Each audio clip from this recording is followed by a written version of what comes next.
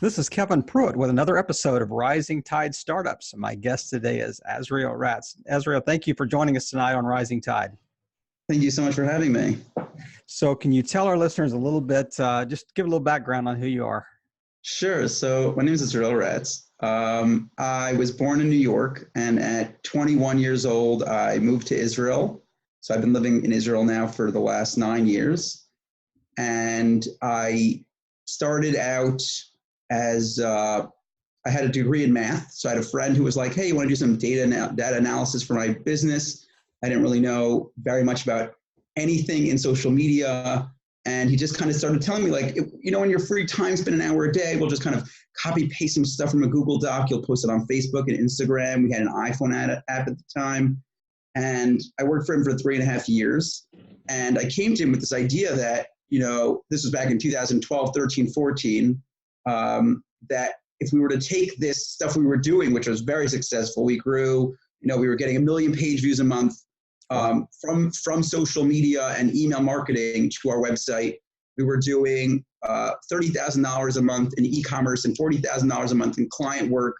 And I kind of said, but if we were to take this recipe that we made, which was a combination of Facebook ads, email marketing, and basically sales, we could go to any company and really help them scale their businesses. And he didn't like the idea at all. So I said, peace. I started my own business in 2015 called Ratz Pack Media. And since then, I have worked with 100 plus companies in every niche you could imagine, from amusement parks, traveling bands, an airline, e-commerce, SaaS products, apps. If you name it, I probably run ads for it. And I've been doing that full time for the last 5, just did 4 full years, this 5th year now, full-time Facebook ads. And it's going pretty well so far.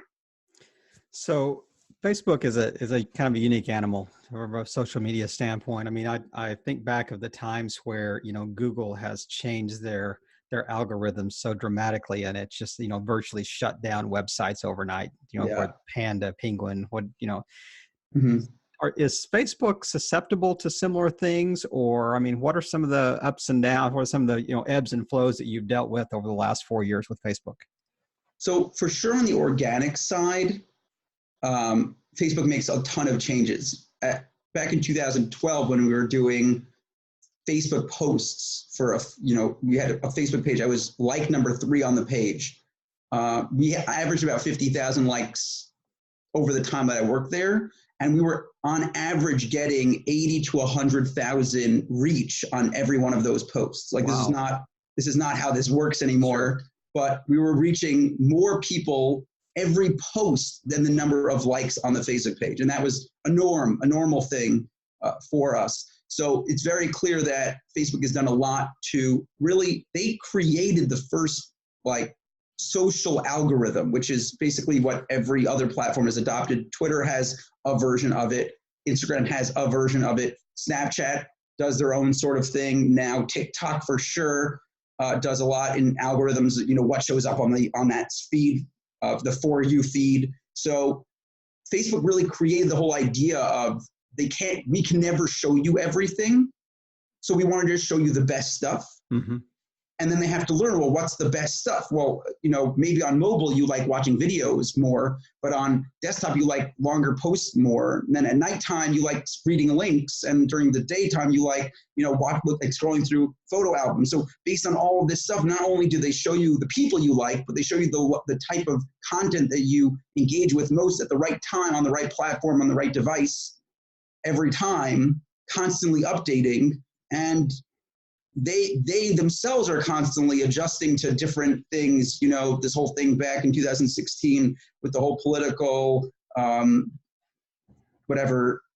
fake news issues and all the stuff that they had, where there were basically posts of news that was not real posted by fake Facebook pages, and they would go super viral because they had clickbaity title that wasn't even real with some picture and whatever. And Facebook's really trying to make sure that bad people aren't messing up your algorithm, good people aren't taking advantage of it, and that you continue to get the best experience for you as a user. And that means, as a marketer, we need to adjust. That's for sure on the organic side. As far as the paid side, Facebook is constantly changing and updating their platform. When I started, there were basically two places to run ads. It was the news feed and the right-hand side. Mm-hmm. The Facebook Pixel was very new back in 2012. Now the Facebook Pixel's insane. They could do anything you'd imagine, tracked by the page that the person went to and the amount of time they went on the page, and find people like the people that were on the page. And then based on like the device when they were on the page, and then you could even target by video content. So if they watched some amount of the video that you posted on Facebook, you could also target by that. And then page engagement, all these additional targeting options, they're all new. Again, locations, they now have marketplace targeting, search targeting. There's ads in Messenger. There's ads on Instagram. Mm-hmm. There was no Instagram when I started in 2012. It wasn't even a platform yet. So there's this constant change. Stories, the whole idea, thought process of what a story is, what a story ad should look like, all of that is new, over the last, now we're like a year and a half, 2 years into stories. So as a marketer, you constantly have to adapt about thinking two parts, which is one, what do users want? And then what does the platform want? And then really the third part is, what does the platform think the users want? And if you could really figure out that recipe together, you can always find, as long as that's your thought process, you could always create the best content because you'll always be thinking about the user, and you'll always be able to get the lowest price because you'll have thought about how the platform wants the user to interact with the platform. And therefore, you'll be able to get the best results by just constantly thinking that way, no matter what's changing, what algorithms, what placements, how they're using it, mobile or desktop, all that stuff. As long as you constantly think about, I want to give good content to people that are relevant to my product in the way the platform wants me to use it, you should be pretty fine. So let me pick your mathematic brain here. So, I mean, a guy like you would love to take the whole algorithm idea and almost reverse engineer it, and let's just work backwards. Let's extrapolate backwards and say, okay, I've done it. how do we figure this out? I mean, to me, that's like the major mystery. So how do you extract that information from Facebook? It's one thing to kind of know what they're looking for.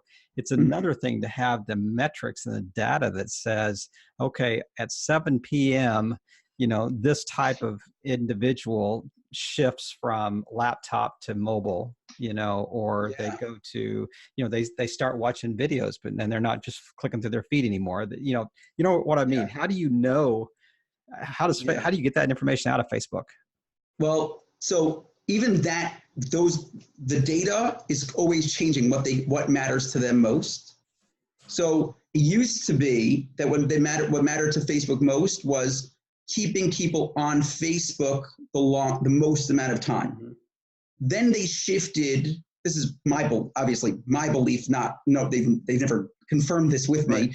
They shifted to, we want people to engage with posts the most. It wasn't enough just to be on the platform, but we want to see people commenting. We want to see people engaging, shares and hearts and wow faces and whatever other things. We want to see saving a post. We want to see that happening. And then it kind of shifted to, we want people to enjoy their experience on here. Not just they're going to click like and move to the next thing, but they're actually getting a positive experience from the platform. And at the same time, wanting to come back over and over again, because this was a big point back in I think it was Q3 of 2018 was the first time in 10 quarters where Facebook had less monthly users than the quarter before. And it was a very big deal for everyone. Cambridge Analytica debacle. Yeah, the problem was that they had, on average, I think the number was daily users. The average was 1.68 billion daily users for Q2 of 2018. And then in Q3 quarter two of 2018. And then it was 1.67 billion users the next quarter. And it was the first time, again, in 10 quarters where the number went down. So to them now, it's not just about the person using the platform, engaging the platform, enjoying the experience, but actually wanting to come back again the next month. Because it looks really bad on Facebook if they're seeing a decline in the number of monthly users. That's the last thing you want to see as a social media platform. Sure. So all of those things have connotations, right? Like each of those points along the way of what mattered to Facebook changed how you're going to see stuff in your feed. So for example, it used to be, in my opinion, that Facebook would never want to show you a YouTube video on your feed. So if I, as a marketer, wanted to run an ad or post on my Facebook feed a link to YouTube, I wouldn't get any reach. And the thought process behind it was because Facebook wants people to spend the longest amount of time on the platform. Mm-hmm. And if we're sending people to YouTube, they're not on Facebook. So how can we send them to YouTube and lose out on not having people spend the most amount of time? But then it's evolved from there. It's no longer about that. It's about enjoying the experience, about wanting to come back. So if they're removing videos that in theory could do well and get them to say, I get great information from Facebook, Facebook's willing to lose out on sending traffic to YouTube today because they know you'll come back as a user tomorrow to get more cool information, whether that's a music video on YouTube or it's a link to a Snapchat, whatever thing, or who knows where it is. They're okay with sending traffic elsewhere because it means you'll be willing to come back tomorrow. Right. Right. And so you really have to dissect every part of it. So I actually had this dispute on Twitter a few years ago with Buffer, the app, which was they listed what they believed to be the 4 pieces of the algorithm, which was time, how long ago the post was, which I think actually matters less than it did, the number of engagement with, the number of engagement on the posts. Obviously, if there's a ton of engagement, we'll get more reach, and there's no engagement, will die out pretty quickly. The person or the page that's posting it, the relevance to that page. So now, I don't know how long you've had Facebook, but I've had Facebook since 2005. And there's lots of pages of stuff I cared about in 2005, 6, 7, 8, 9, 10 that I could not care less about anymore. So even though that page from that movie I used to, The Matrix, I like The Matrix Facebook page, I don't care about that anymore. So Facebook, even a post that does well, I won't necessarily see that post because it's not an interest I have anymore. And the fourth thing they had was the type of content it was. If it was a video or an image or a post or a link to some article, whatever, that type of content. I actually added in a fourth thing, which was the relevance score of the link itself. So if you're posting a link, again, to YouTube or to some blog somewhere, some e-commerce, because of the Facebook pixel, they're able to track how long are people coming to this page, what's the bounce rate from the page, right. How about the people like you, how often do they want to click on this post? And to me, those are really the 5 main mechanisms of the algorithm as a whole. And then Facebook really tweaks here and there which one weighs the most, so to speak, in the algorithm. So some days or some periods of time, the time since post was really important. Today, it's totally normal to see a post from a year ago if someone's commenting on it today. So that means that the engagement is more important than the timeliness of the post.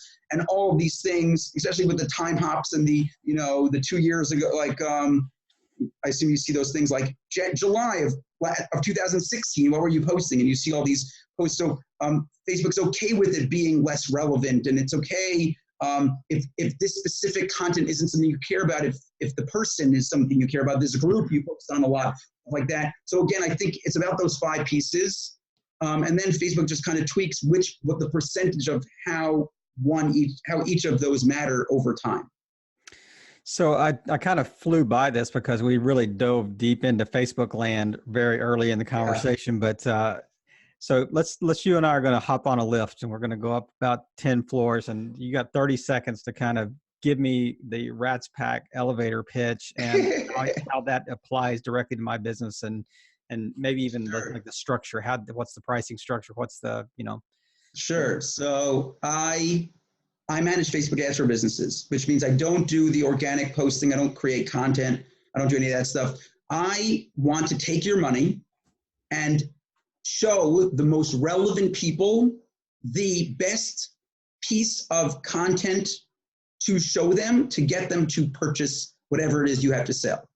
That might not always be a product for money. It might be like one of my clients just wants leads. So we've been running ads now since November 2017. We've done just about 300,000 leads for 40 cents a lead.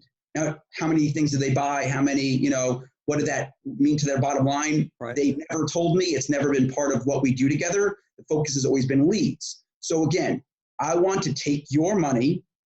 I want to reach the best people on the full Facebook, Instagram ecosystem with the most relevant content to drive conversions for your business. Is that a flat rate lead?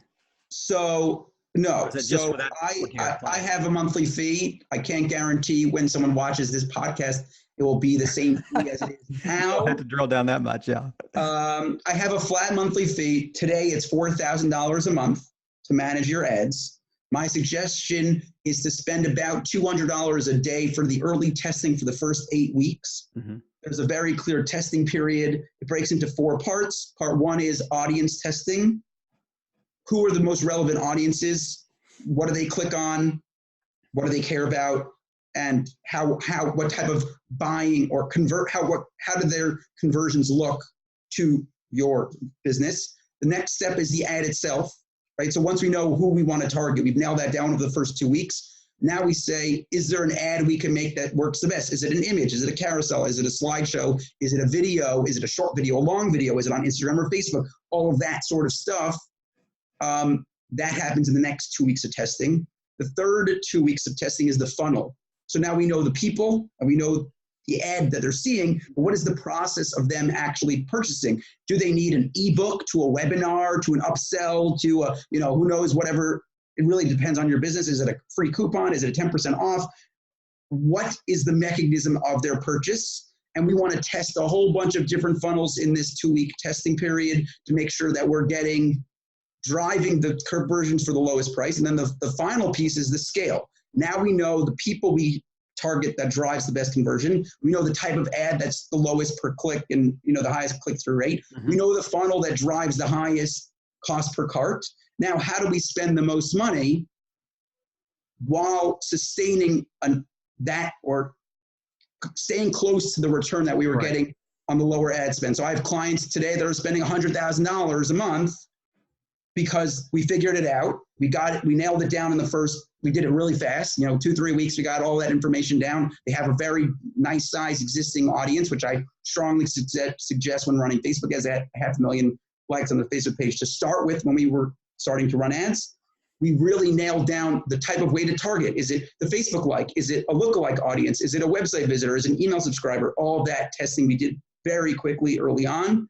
Then we shifted to the type of ad that works. Is it, again, a video of theirs? Is it a carousel of products to look through? Is it an ad to an article for them to learn about why these products are important, why they develop this sort of stuff, and then drive them later to the product? That happened that stage. And now we're clearly scaling at $100,000 a month. We're spending just about $3,000 a day in ads for this company. So that's what the process looks like. And then essentially what happens is as we scale, it's no longer that flat rate, but rather a percentage of the ad spend. Mm-hmm. That's my fee. So that's what the process looks like. And essentially what unfortunate for most businesses, it's not just you figured it out and then you go to sleep at the wheel and everything just kind of happens on its own. Right. You're constantly implementing because it will never be you have the best audience. It will never be you have the best ad, and it will never be you have the best funnel. So we're constantly trying to figure out, is there a way to outperform what we're doing today? Because when we double the ad spend, the return won't be the same for this ad. So we need to find something a little bit better so we can keep the return at, basically stable. Are companies okay with, let's say that you're giving me a, twofold return at, a pretty low spend, but if I'm tripling my spend, but I'm still gaining, say, a 1.5 return or something like that, are they okay with that? Or are they going, why isn't this exponential? Why isn't this just the exact, why aren't I getting the same return spending 10 times? Well, I mean, are they okay with it? Probably not. Like, obviously, I want to get 100 times. If I got 2 times return on $5, I want to get 1,000 times return on $1,000. Sure. Yeah. Right? Yeah. Like, are they okay with it? I mean, that's a very. I'm talking about the falling percentage. But at the end of the day, that's just not. It's not a logical thought process to think that that's what will happen, because if you're spending $100 a day, you're targeting your best target audiences. I have this list of warm audiences: email, Facebook page engagement, website visitors, Instagram page engagement, Facebook likes. Those are the 5 core audiences you will spend every dollar on when you start running your Facebook ads. Yep. So if you're seeing whatever number you have, 7 times return on those audiences, it would be silly to expect when I quadruple the ad spend, I quickly run out of these people. Yep. I can't imagine I'm going to still be able to just target these 5 audiences. So now I have lookalike audiences, I have interest-based targeting, I have geographic targeting, the difference between the US and the UK, Canada, Australia. I want to run the ads in Spanish, and I start targeting Mexico and Spain. It doesn't make sense for me to think I'm going to continue to get the same rate of conversion. Yep. So it would make sense for me to say that the return will be the same. My hope at the end is that I can get a stable conversion. So I know once I start diversifying to different audiences and I have enough ads testing, the average across the board will sit at around 3.5, 4 times, 5 times, or whatever the number ends up being. And as long as I could stabilize that number and I could scale at the same time while constantly finding new audiences, tweak between lookalike 1% and lookalike 4% and see what sort of thing that changes. And is the audience good enough, and can I continue to expand that while staying around the same sort of return? Mm-hmm. Yeah, that's the gift. That's the balance. That's the magic. That's what they pay. That's what you pay the big bucks for these. No doubt about it. And it's well worth every penny, every shekel you spend on it, for sure. So I hope so. Go back 4 or 5 years before RatzPack was even in existence, or just right at the time that you started. What advice would you give yourself today that you wish you would have known then, you think would have been a game changer to know?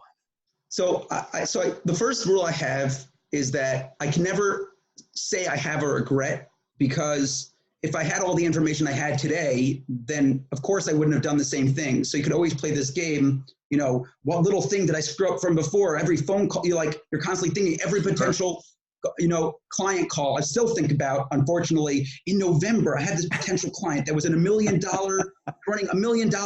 And if I would have just gotten them to give me some small deposit on the phone, then maybe I'd be running their ads today. And how much more money, you can do that all day long, right?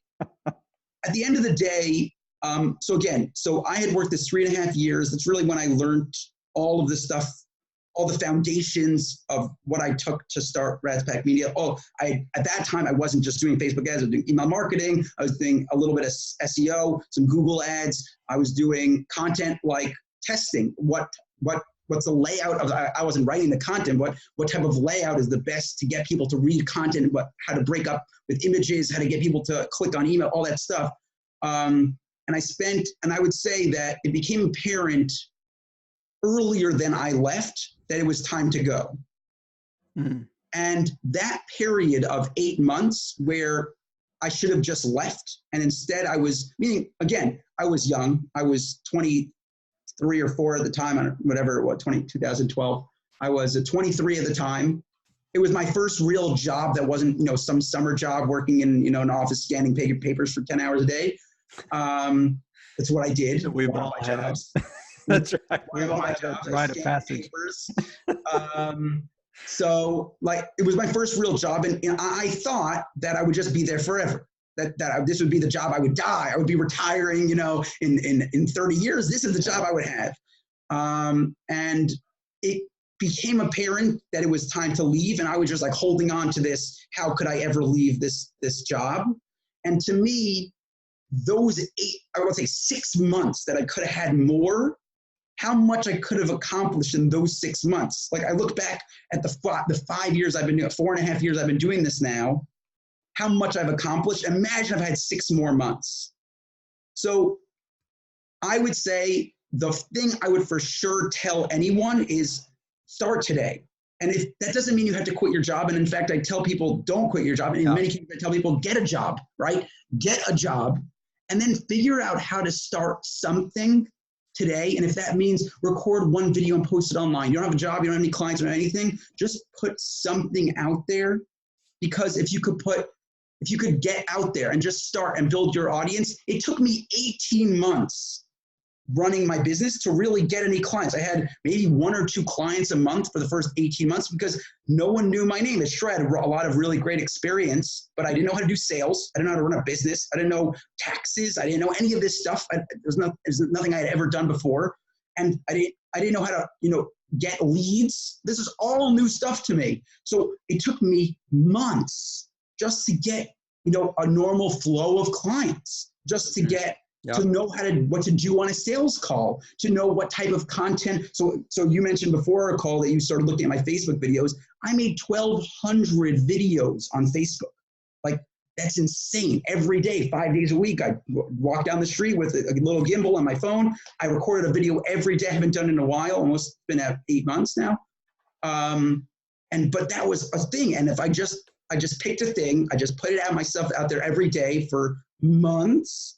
And it was only after all of that effort, I turned around and said, look how much I've accomplished. I should be running just about $400,000 in the month of September this year for clients. And if you look at what I was doing in 2015, when I was on my own, I would have been lucky to be spending $3,000 a month on it. So I would say the biggest thing I would tell people is today is the best day to start.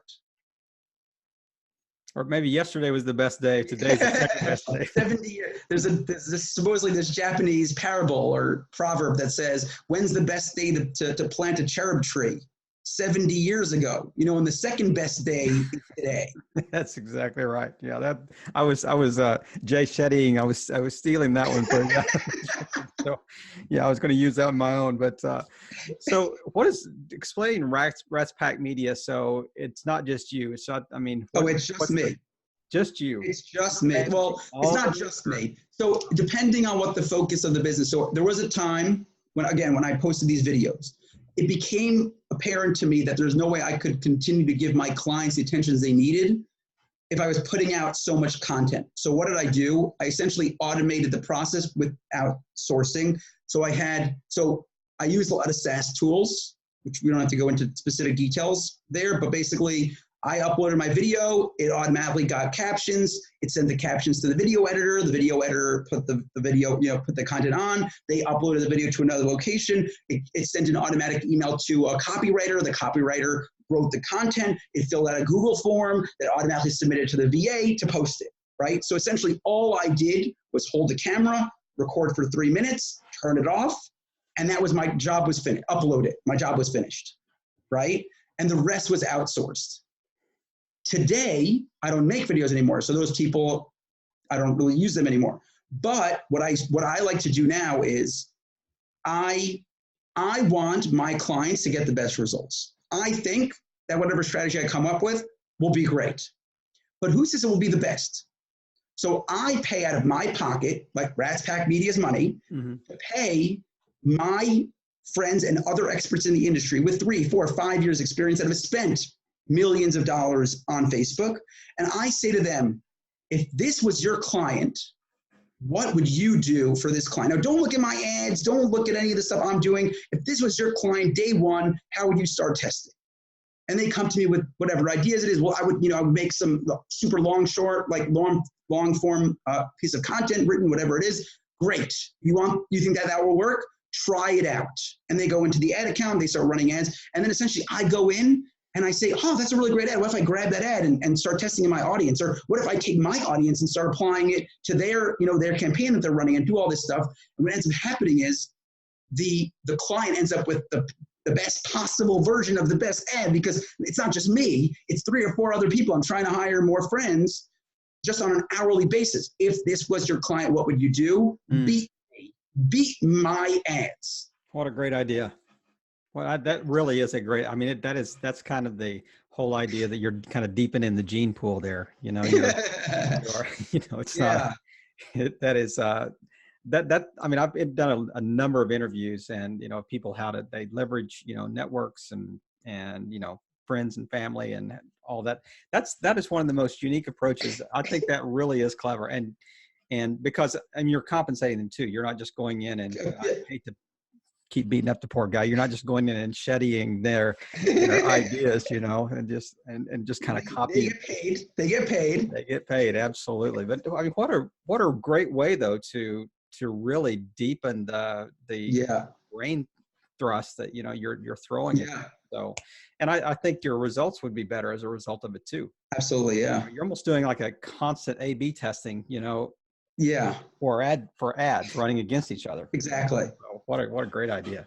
Yeah. Thank you. Man, I can chase questions with you all night long, but I really want to kind of step out of the way and just let you, put your professor hat on for a few minutes. And I mean, you have, since I hit record on the button, you've been teaching, but I mean, it's just tremendous information. But this is the part of the chat that I really look forward to, called the Rising Tide Micro Course. And it's yours to choose whatever you want to talk about, 2 or 3 salient points on something that you think would be of value to our audience. And I'm going to just hand the mic over to you and go get a cup of coffee and get my notebook and pen and take notes. But the floor is yours. Thank you so much. So I actually want to touch on a point that I mentioned before, those 5 core audiences. I want to discuss the best way to start with Facebook ads, because a lot of businesses think that they want to, I need $5,000 a month. I need to hire all these people, and I need to spend 10 hours a week managing these things and creating all this content, and it becomes overwhelming. Most of them do a very poor job of it, and most of them give up. So what's really the right approach? Just start, put my toe in the water of Facebook ads, see if the results are what I hope they are, and really, how do I get the best results? So what I like to do is, I first like to sketch out the organic process that people normally buy from you. So this obviously works when you have organic sales. I don't think it's wise, unless you're in a very localized area, to start your marketing with Facebook ads. You should start your marketing with however you've gotten clients. You join your Facebook, you make Facebook groups, you do organic stuff, you send some like mailers and whatever it is, you pay some influencer to talk about your business. I think there's many better ways, and I've turned down a lot of clients because of this. There's many better ways to start your business than to run Facebook ads. But once you have a general organic funnel that you see time and time again is how people are buying, you want to, as soon as possible, replicate, or as I call mirror, that process in a Facebook ad campaign.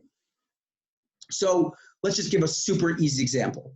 You have a really great ebook that people sign up for. They get it, they find the ebook in whatever group, or you go on webinars and you talk about your great ebook at the end, and they download the ebook, or in my case, I have this course. They download the course, they get on the course. It's so amazing, and whatever it is. In this case, I didn't do this, but a business would set up a 5 or 7 day automated email funnel that talks about results that they've gotten and little tricks and tips that you could use to get the best results.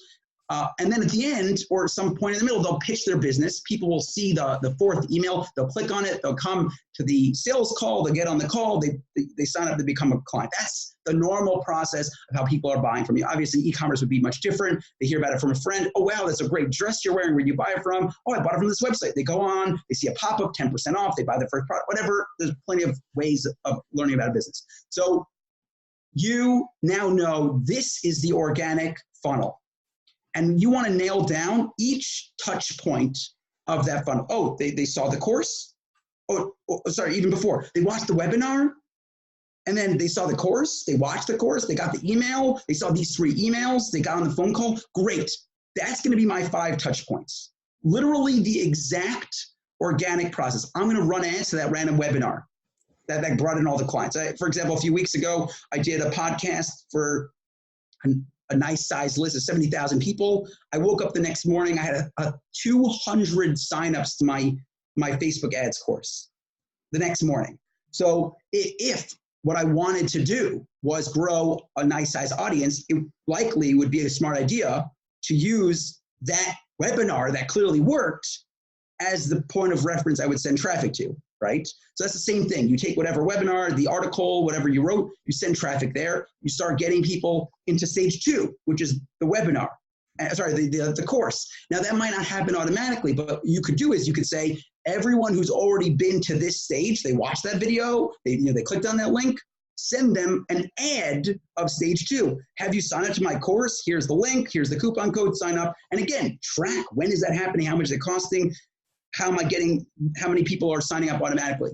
Then we started that email sequence, and you see email 1, email 2, email 3. So use that content, that exact text from those emails, put those as ads. Just a short engagement ad. You're retargeting people anyway, so these are already warm audiences. They've seen your stuff, they've watched the webinar, they got on the email list, all that stuff. You're just going to do a short piece of text, just retargeting, and you say, and this is all targeting options you could do. If people that have signed up in the last 5 days to my email list, send them post 1. They signed up 5 to 10 days ago, show them post 2. 10 to 15 days ago, show them post 3. And it just basically moves them through the cycle of different posts. They see each one exactly as the organic people would see it. And now they're ready for the sales call. Now when I run an ad and say, hey, you've seen my stuff, you know all the great things I've done, you've seen the results I got for clients, you know how, you've been already testing and getting the results for yourself, schedule a call today. And I know they're ready because this is exactly how everyone else got ready. So that is exactly how to build the funnel. Those are exactly the ads. I created no new content. I didn't make up anything along the way. Everything was stuff already proven before I spent a single dollar on Facebook ads. But now you're going to say, well, who do I run the ads to? Right? So that's where the 5 core audiences come in. I never want to run an ad to a cold audience until I've tested it with my warm audiences. So if I could start with my website visitors, my email subscribers, my Facebook page likes, which is actually something you won't be able to do anymore. They're removing that option for targeting. Facebook page engagement, Instagram page engagement. I start with those people. I move them through this funnel. I get the numbers, the analytics from all that. How much does it cost me per click? What's the conversion rate cost? What's the average conversion rate? How smoothly are they moving through each of these stages? Are these people converting at the end of this long funnel? Only then, once I see it's working, I have my normal stats to test people, to compare. Now I can start running lookalike audiences, friends of Facebook likes. I can start doing interest-based targeting, behavior targeting, geographic targeting, all that other stuff. I won't touch any of that stuff until I first test it against my 5 audiences. Now, for many people, you don't have a huge email list, website visitors, Facebook page, all that stuff. Maybe you have 10,000 people, maybe 10,000 people. So how much is it going to cost you to reach 10,000 people with all these stages I talk, 6 touch points? Maybe it'll cost you $700 for the whole month. You're going to spend $25 a day targeting your best people with your best content that's already proven to work. You're going to first get those results. You're going to start putting money in your pocket because you're making the easy money. I call this like you're leaving money on the table if you're not doing this. You have a proven process. You have a proven audience. You start really small spends. I know companies that start at $5, $6 a day, start this process. And only then, once you have all that working, you already have money coming in your business. Then you can start taking that money and putting it back into all of the other things I talked about, testing new audiences, testing new funnels, trying out different landing pages, testing different email, maybe email 2 wasn't the best thing for them to see. Maybe they needed a video instead, or they needed a different webinar, whatever it is. But then as you adjust the funnel on Facebook, you start adjusting the organic to match because you now found out this is a better way than I'm doing it now. So that is not only enhancing your ads, it's enhancing your entire presence online. So that is what I would suggest every company to do. Start with your best people, start with your best content, make some money, and then jump into the deep end on Facebook ads. Wow. So, okay, let me play the devil's advocate here. So what do I do if I don't have a successful organic or a successful like nurture track or nurture campaign? Can you start with Facebook and work the other way? So I tell people to start there's likely a better place to spend your money than Facebook ads. Mm-hmm. It will get you faster, cheaper results today to build that organic flow. For example, I had a company come to me. They're trying to sell a product that a lot of people sell to a niche that a lot of people target. And I basically said, I'll be honest with you, where you are right now, I wouldn't do Facebook ads. Here's what I do. Here's the 3 email lists that I would target. Find 5 influencers that are targeting these same people, pay them the same money. You want to spend $2,000 on Facebook, pay $1,000 for an email. Yep. You'll get way more, and make sure your Facebook pixel set up all that stuff, because these are people that they've already been warmed up by that email newsletter. They're already on that email newsletter. They're already your niche audience. They've already seen products like your product. It's very likely there's a warm audience somewhere right. that you could sell to. If you don't have a warm audience, I would not start with Facebook ads. Again, unless you're a local business, you're specifically targeting some small town and you're a lawyer in Arizona and you do estate law, then yeah, run some cold audience targeting in like the 10-mile radius of your whatever. Exactly right. But for everyone else, there's a warm audience already.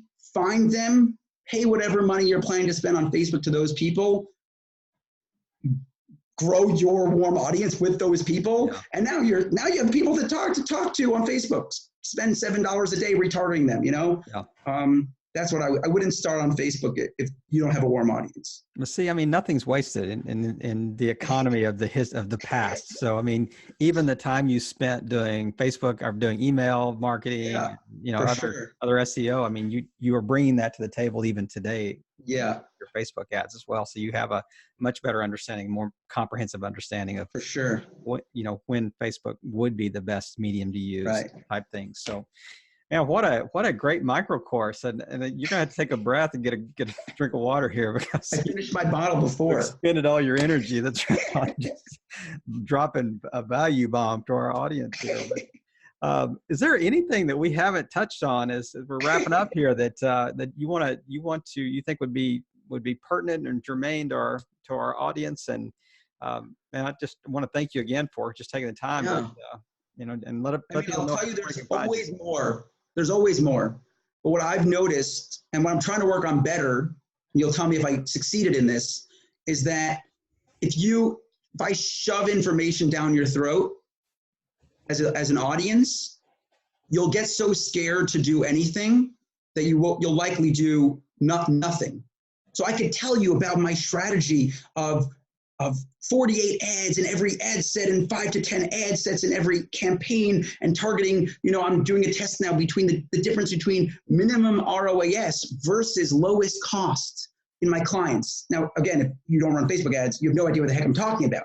But of course, like literally in next week, September 12th, I'm speaking at the Facebook Ad Summit for Social Media Examiner, 12 experts on Facebook ads, and it's high level stuff. This is not like a beginner's course. This is like the real deal. And I'm giving a 45-minute presentation on CBOs, which is campaign budget optimization, a new tool that rolled out earlier. It came out about 2017, but they basically announced that in the next few weeks, it'll be standard for businesses that start Facebook. Like if you are first getting into it in October time, you'll likely only have this option of running ads this way. And I'm basically giving a course on the different approaches that I've tried, and friends that I could find, that have tested different things, the results that I got from those tests, and the thought process of how to approach your own testing in your own business, on how to test these CBO campaigns against each other and the exact strategy and setup for your campaigns. Now, I could get into all that stuff here, but I really don't know if that would be the best use of your time, my time, or the audience's time. So I would say that the best thing for you to do is start small. The thing I mentioned before, start something today. If you want to spend your first $2 on Facebook ads, take your email list, run $2 to your last post on Facebook, and you started, right? You're in it here. What I would say is I actually have this Facebook ads course that I gave away for free. We just passed, let's see the number. I think I'm at 3,200. I just got a new learner. I went to sleep last night. Someone posted about it. We're up to order number 3,178 on the course. So I gave it away for free. People like it, it seems. And it's available if you want to put it in the show notes. It's courses.ratzpackmedia.com. And the coupon code is knowledge. Shout out to Ty Lopez for the inspiration. If you haven't seen the I'm Here in My Garage video, I highly recommend the comedy show he puts on. But that was a joke for all those that weren't sure about that. But yeah, the course is 4 hours long. It goes into in depth on strategies and tactics and all these things. But really, at the end of the day, it's a course on analysis. It's a course on who are the types of people I want to reach. What are the abilities that Facebook has to talk to those people? How do I make sure the people I want to reach are the people that I'm reaching? How do I know the landing page is the best it could be? How do I think about content as it applies to an ad? What are my opportunities on ads? All that stuff that goes in the course. There's plenty of stuff to talk about. I'm actually planning to release another course that will cost money. At the end of the year, I'm going to Slovenia in November to give a 6-hour course that will be recorded and sold after. So there's plenty more. It's forever. Literally, I'm learning more every day. Every time I get a new client, I get to come up with new strategies that I apply to all my other clients. It's forever. And that's why I love it, because it's always exciting, something new. Always changing. Always changing. It keeps you on my toes, that's for sure. Now, did I see somewhere that you spelled the word knowledge with an A instead of an O? So I had to spell, the coupon code works for both. Okay. Yes, coupon code works for both, but it's just, if for people who aren't familiar with this Ty Lopez thing. So basically, Ty Lopez has this video that has like 300 million views on YouTube because he spent some exorbitant amount of money on Facebook ads. And it basically is him standing in his garage, and he's got 2 Lamborghinis in the back. And he's holding his phone like this, and he says, I'm here in my garage with my 2 Lamborghinis, and I love to drive them around in the hills of, drive them around the hills here in Beverly Hills. But you know what's more important than materialistic things? Knowledge. So that's the way he says it, and he turns his screen, like he turns his camera, and you see this wall of books. Yeah. He goes on to talk about how he reads a book a day, and I think he reads 10 a day or something like that. He reads the table of contents of a book a day. Which is a 1-minute YouTube video. Exactly. Everyone should look up, just type in Ty Lopez, I'm here in my garage, you'll get it. So yes, I do have the coupon code is spelled with an A, but when more people wanted to use it, they kept on spelling it wrong. So I just added the normal spelling of knowledge to the coupon code. I understand. I mean, I thought that when I saw that, my eyes were playing tricks on me. I said, hey, I think that was intentional. I don't know why. Oh, it was. Man, thanks again for taking the time. Like I said, I could just continue to ask you questions, and you can stay here all night and just, fill my hard drive on the computer here with just video. But I really appreciate you taking the time. It's been a great conversation and just a great evening to just really kind of pick your brain. And I really wanted, once again, I sincerely thank you for taking the time just to playing your part in helping all boats rise in a rising tide. Thanks again. Thank you so much for having me.